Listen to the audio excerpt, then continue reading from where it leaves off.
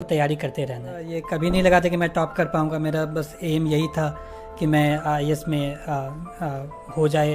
मेरे ख्याल से डिप्रेशन स्वाभाविक है कि बहुत लोग इस तरफ हो सकते हैं, बट अगर आपके पास एक प्रॉपर सपोर्ट है, परिवार का अच्छा सपोर्ट है, तो आप इस चीज़ से बच सकते हैं। यूपीएससी के रिजल्ट आ चुके हैं और उनमें बिहार के शुभम कुमार है, उन्होंने टॉप किया है।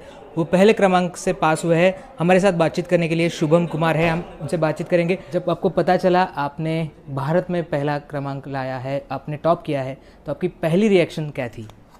बहुत बहुत धन्यवाद आपका। जब मैंने लिस्ट देखा तो मुझे यकीन नहीं हुआ कि मैं टॉप कर गया हूँ। एंड वापस से देखा, वापस से रोल नंबर मिला, फिर थोड़ा भावुक भी हो गया। फिर अपने मम्मी पापा को कॉल किया। आप 24 साल के हो, इतने कम उम्र में आपने टॉप किया है, तो कड़ी मेहनत करनी पड़ी होगी। कैसी मेहनत की थी आपने? कितने साल से आप तैयारी कर रहे थे? मैं पिछले 3 साल से तैयारी में लगा हुआ था। एंड पहला साल मैंने दिल्ली में रह के तैयारी की। फिर लास्ट ईयर मैं भारत रक्षा लेखा सेवा में मेरा चयनित हुआ, 290 रैंक आया था। फिर एक साल में मेरी लास्ट 7 से 8 महीने से ट्रेनिंग भी चल रही थी।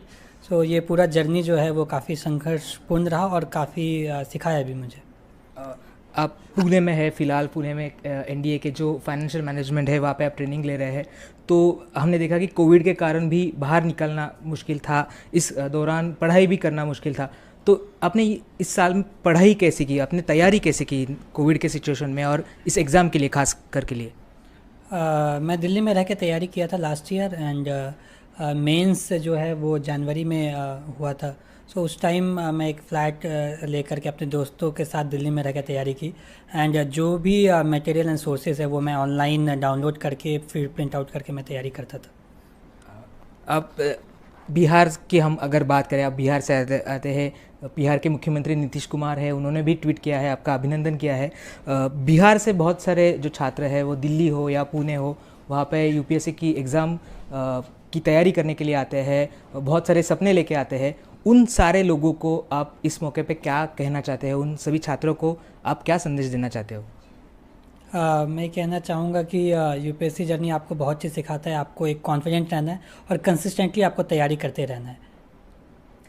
हमने देखा है कि जो बहुत सारे छात्र होते हैं, बहुत सारी अटेम्प्ट्स देते हैं, उनमें उम्र भी निकल जाती है, उनके पास प्लान बी नहीं होता बहुत बार। तो ऐसे जो छात्र हैं वो बहुत बार अटेम्प्ट करके बहुत सारे डिप्रेशन में भी जाते हैं। तो उनको आप क्या कहोगे कि कब तक ये ट्राई करना चाहिए? मतलब हम देखना कि बहुत सारे लड़के, उनको लगता है कि यही है, यूपीएससी हो या कोई स्पर्धा परीक्षा हो, वही करियर है। तो उन सबको आप क्या कहना चाहोगे? जब मैंने तैयारी स्टार्ट की तो मैंने अपने लिए एक लक्ष्य रखा कि मैं इसे 2 से 3 बार मैं इसे अपना 100% दे के मैं तैयारी करूँगा। एंड एक प्रॉपर प्लान एंड एजुकेशन के साथ अगर कोई तैयारी करता है तो हो सकता है कि देर लगेगा, बट अल्टीमेटली आप सक्सेसफुल रहेंगे। जी हाँ, मैंने जैसे कहा कि बहुत सारे लड़के छात्र हैं वो डिप्रेशन में भी जाते हैं, क्लियर नहीं कर पाते हैं, बहुत बार अटेम्प्ट करते हैं। तो जो छात्र वो ऐसे उसका प्रेशर लेते हैं, उनको आप क्या कहोगे? उनकी तरफ आप कैसे देखते हो? प्लान बी होना चाहिए?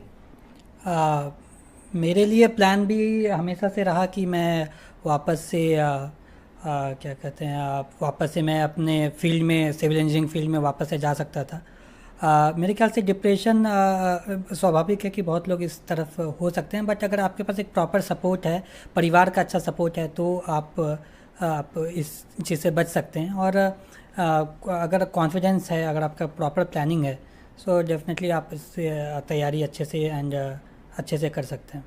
आपने आईआईटी बॉम्बे से सिविल इंजीनियर भी किया है, उसके बाद आप इस यूपीएससी में आ चुके हो। तो ये जो डिसीजन था, ये जो निर्णय था, वो कब किया आपने कि मुझे यही कॉम्पिटिटिव एग्ज़ाम में ही जाना है, आईआईटी बॉम्बे से सिविल इंजीनियरिंग करने के बाद भी?